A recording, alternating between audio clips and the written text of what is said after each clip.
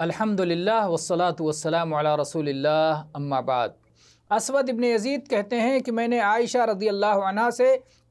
اللہ کے نبی صلی اللہ علیہ وسلم کی صلاۃ سے متعلق سوال کیا تو انہوں نے کہا کہ اللہ کے نبی صلی اللہ علیہ وسلم رات کی ابتدا میں سو جاتے تھے اور پھر آپ قیام فرماتے، پھر جب سحر کا وقت ہوتا، صبح کا آخری وقت سحر کا وقت ہوتا تو آپ وتر پڑھتے، پھر آپ اپنے بستر پہ آتے اور اگر آپ کو اپنی بیویوں سے کوئی حاجت ہوتی تو اپنی حاجت پوری کرتے، پھر آپ جب اذان سنتے تو تیزی سے اٹھ کر کھڑے ہوتے، اگر آپ جنوبی ہوتے، غسل کی ضرورت ہوتی تو بدن پر پانی ڈالتے، غسل کرتے، ورنہ وضو کر کے صلاۃ کے لیے نکل جاتے۔